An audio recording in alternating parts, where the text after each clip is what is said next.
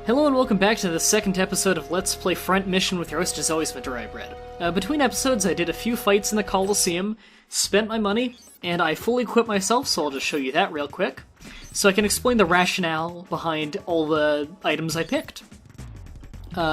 For my machine gun, I replaced my old Raptor with the Siege 1, which is slightly weaker, but does 5 shots instead of 4, so the more bullets the better, really. And it's also a lot more accurate.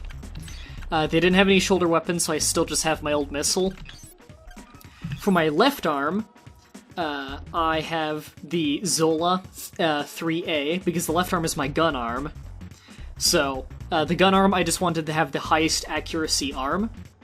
So, I just picked the one with the highest hit chance, whereas with my offhand, which I have for just melee right now, I picked the one with the hardest punch, which is 10 damage, 81 hit, with the Pavot punch, which is a big old fist.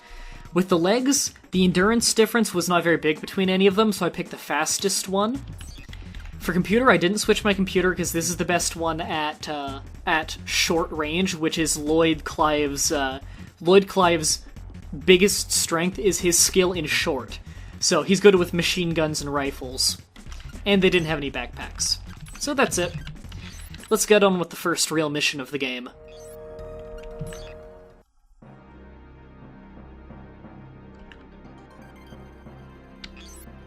Yes.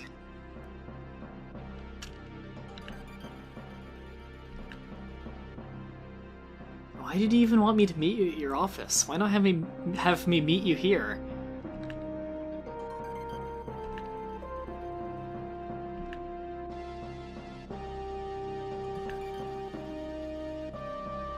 Oh, right, we were discharged.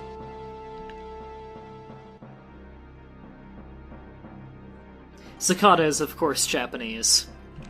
In fact, he is the second son of a big business tycoon, the business that actually creates these Wanzers, which I believe is Sakata Corp or something.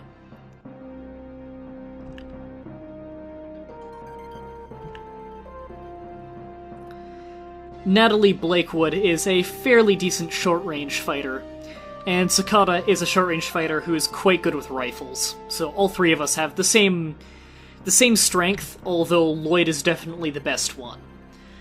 Where Lloyd is best with agility and short, which is a deadly combination. Lloyd is by far probably the best guy in the game.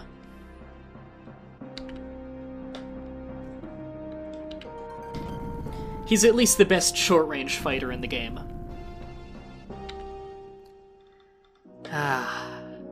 But this episode, we get to meet my second favorite character in the entire game. Here he is, Keith. I love this guy. Keith, by the way, a little bit of character backstory. He's actually from the United States, so he's fighting against his home country, being part of our mercenary corps. And JJ is from South Africa. Which is funny, because South Africa's predominantly white, but whatever.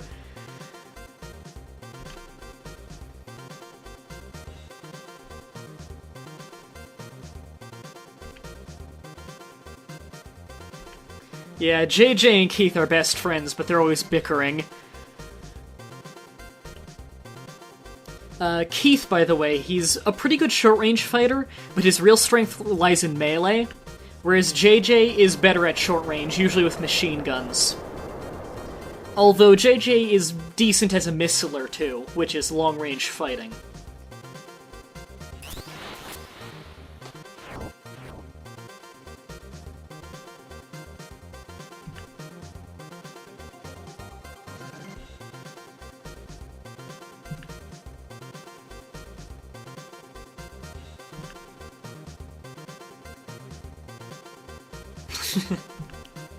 You see why I love him?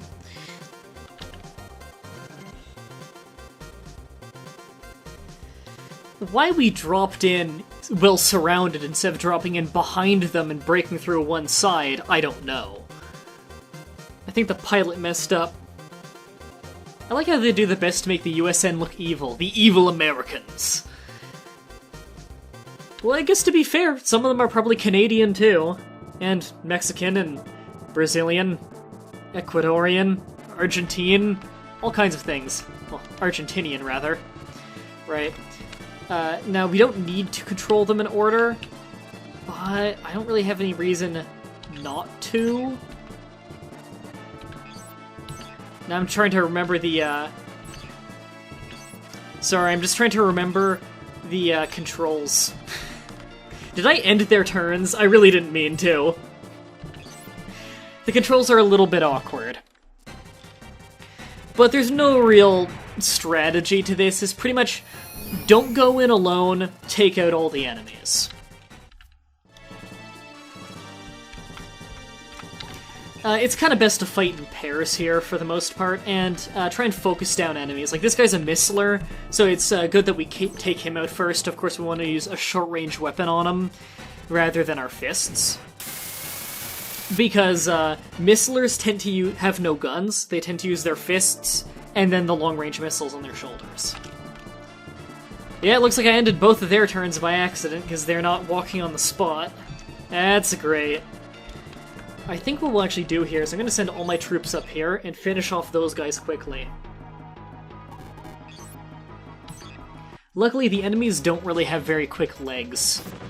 We're outnumbered, but we definitely are stronger. Also, an interesting thing about how experience works in this game, you do level up when you get enough experience, but you get experience whenever you attack in whatever attack you used. So that 16 experience is not just general experience, that's also experience in short skill, because I used a short-range weapon, like a machine gun or a rifle. So it is important that you use the skill that you want to level up the most, which means right there I probably should have punched instead. Attacker, missiler. Okay, well I want to focus on the missiler. So especially in early game, I'm going to be doing a heavy focus on whatever I want them to specialize in, so they can be good at it enough early on that they can afford to branch out a little bit. There are also skills in this game. I guess I'll have you fight him. There are also some skills in this game you learn. There are 3 you learn for short, 3 you learn for fight, and 1, I believe only 1 you learn for long. Skills are basically traits that give you some kind of bonus. So you can fight the attacker with your Zola Punch, which your Zola Punch is not that good, but it's something. And these guys really aren't much of a threat, so... And as you can probably already see, this is probably going to be quite a long Let's Play, just because the game is like 30 missions, and the stages are get quite long. And remember, you only need to take out the body to win, but taking out the other parts does give you a lot of experience. So it's worth doing sometimes, and you really can't power level in the arena very much. Arena is not very well suited for power leveling. It's quite hard to power level in this game. I keep using Raptor out of Reflex. I'm between episodes when I change his gear, I'm probably just gonna give him no guns so it doesn't weigh him down, and just have him with 2 fists. Also, it means that if he loses the punching arm, he won't be forced to shoot. Keith also has decent, Keith also has decent,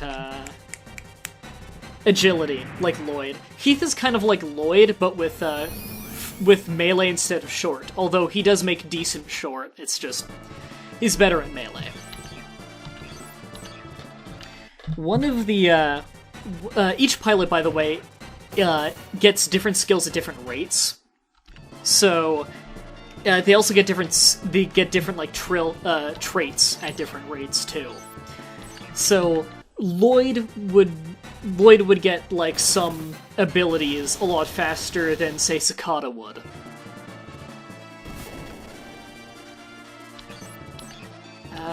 Might as well just use my missile up there. I kind of want to lead in the attackers to come after us, and then rush them.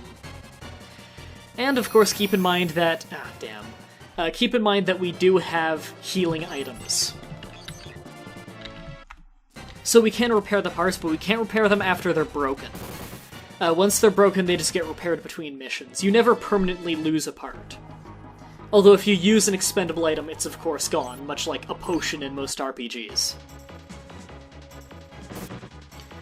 Luckily, JJ's got a pretty hardy Wanzer mech. And as you can see, the attackers are incredibly slow at movement. I think we should rush them now. This water slows us down a lot, though. I kind of don't want them ganging up on Sakata. Sakata's got a very good mech. I'd say if anyone has the worst mech on our team right now, it's probably Keith. Keith's got some pretty junky equipment, and so does Natalie. Oops, that was a mistake. Move over here and get behind them. I don't believe Natalie has any kind of missile attack right now. And I'll have JJ keep him pinned. Ah. Yeah, the hardiest mech is definitely JJ's right now. It's got a lot of health and a lot of defense, but it weighs a lot and isn't particularly fast. I think I'm probably going to keep JJ as kind of a tank for a lot of the game. Wow! He does not have accurate arms. I need to give him more accurate arms. I like to...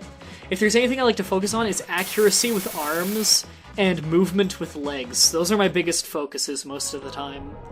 Also, defense and health with body is nice. But I'm not quite as focused with that. Oh my god, just get a body attack on him already!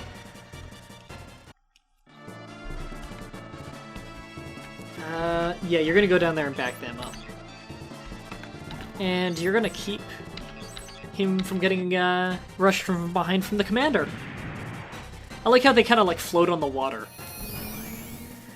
That's their commander, so he's the strongest of their team. Commanders tend to be kind of a jack-of-all-trades unit most of the time. So as you can see, he had a punching arm, a machine gun, and a missile. Are you kidding me with this accuracy?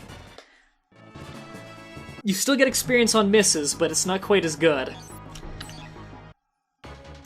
And default guard, not that great. Once we can buy shields from the shop, we will be. Keith is a particularly bad missiler, so I might even be putting him with 2 shields. That way, because if your arm breaks, you lose that shoulder too, which means no more shield on that shoulder. And that's also why missilers tend to carry missiles on both arms, because you'd have more net ammo, as well as if one arm breaks, you're still good. Although missilers are particularly weak in short combat, because they have no shield to protect themselves, and fists obviously aren't that good at fighting someone with a short-range gun. It's generally a good idea, though, to fire off missiles anytime you're closing in on a target, unless you're a missiler. If you're a missiler, you might want to save your missiles for higher priority targets, especially once you have the guided trait for long-range weapons. Guided means you can pick a certain body part, and you'll try and hit that one, instead of just pure random. Also, that unit is now rendered useless as both of his arms are broken, so he has no way of attacking anymore. A unit with both arms broken, the only way they can become useful again is if they can get to a resupply truck, so they can put on replacement arms temporarily. Keith might go down this stage just because he's got a fairly junky mech and he's going fist fighting with the commander. But I think JJ can back him up in time if JJ can land a goddamn hit anytime in the near future. Thank you. And he lost his gun arm. This is bad. I still don't think we're gonna lose. One of our guys will go down at most. I don't know if this is defeat the commander or defeat all, but I think it's defeat all. Also, Keith does not start off great at fight skill, but he gets it very quickly, so he may start off kind of sucking, but he becomes one of the best. I'd say that a lot of the characters you get very early on in the game are people you'll want to keep for most of the game, other than kind of Natalie. I'd say the worst pilot on our team right now is probably Natalie. She's just kind of average. Tomorrow's episode, or at least the next episode, I don't know if this is being uploaded on a Friday or not, but the next episode we get to meet my favorite character, and he also happens to be probably the worst pilot in the entire game that you get on your team. But my god, do I love him. I won't spoil who it is. And I guess Sakata can turn around and fight the guys who can actually fight back for now, because they're an actual threat.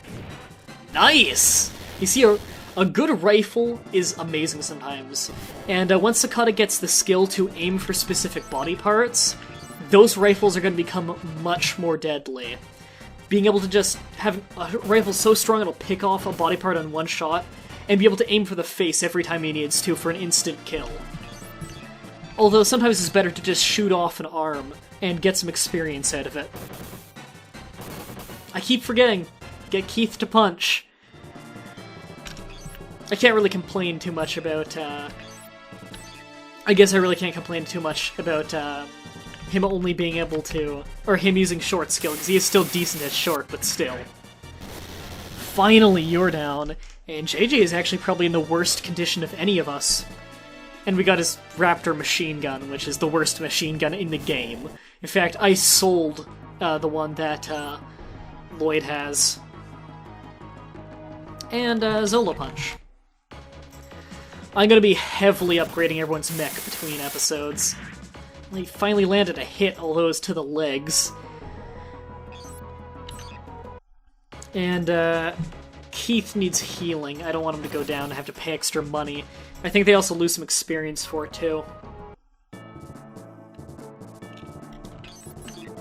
And, I really don't need to stay here. I'm gonna go back them up. As Sakata, you can't reach the other guy, so you might as well just finish this guy off.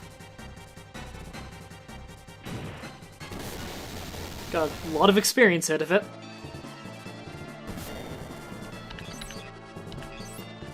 And yeah, you're a short-range fighter. By the way, you can see the enemy class in the bottom left. Oh, only enemies really have classes. But attackers usually fight in short range. You can use one of those S repairs you have on your body. I believe it heals by like 50, which is a full heal at this point for most people. And Keith, you're actually going to go down here. I don't really want you in the fray, because you're pretty beaten up. And you can afford to Zola Punch now. Yeah, you're not doing much. Kinda just camping for experience, really. Yeah, good luck. Ooh.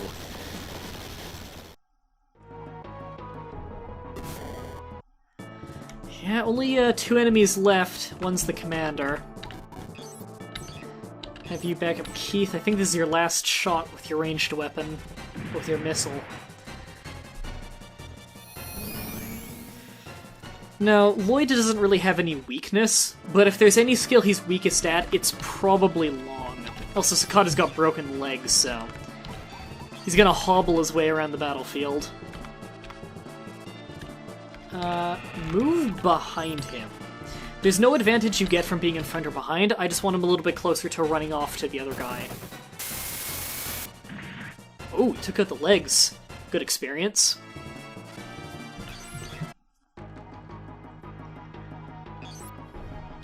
You're gonna continue fighting him, okay. I guess it's a better idea than fighting Lloyd. Banged up both of your arms. And I don't know why the other guy isn't advancing.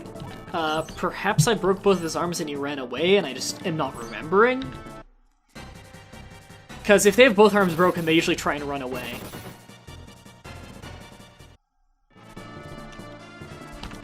Oh yeah, you're not doing anything, buddy. And you might as well stay and throw a punch.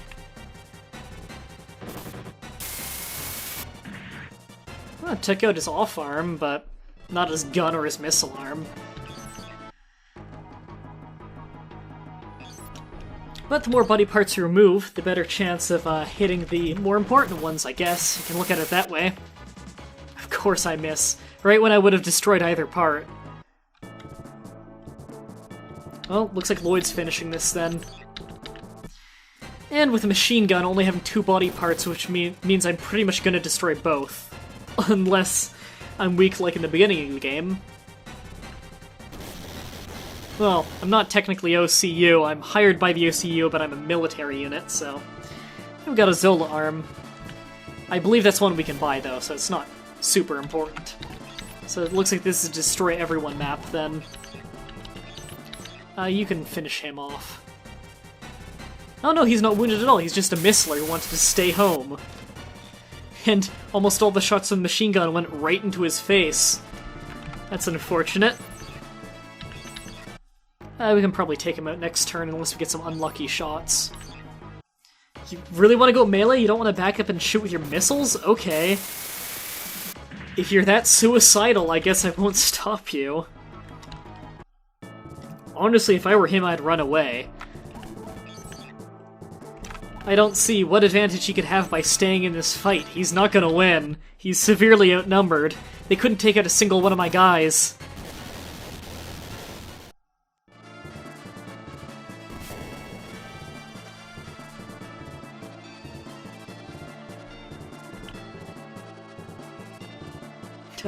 Didn't really have much of a strategy going into this.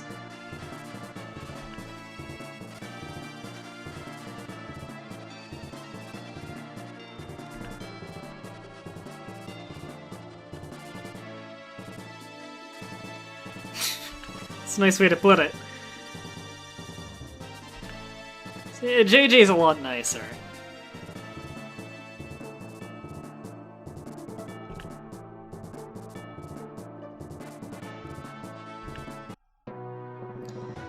Mission complete!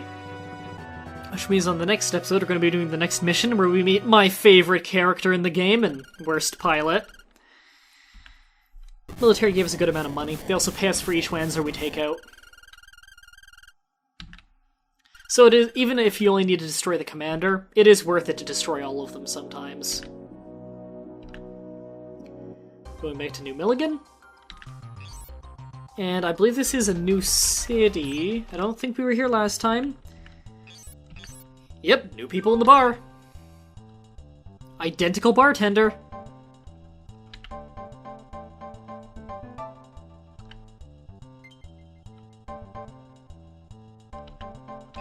Interesting fact.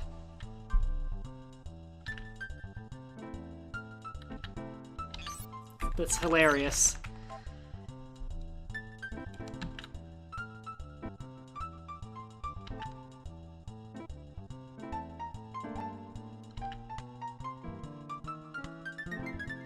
Pretty much. That's what I've been doing.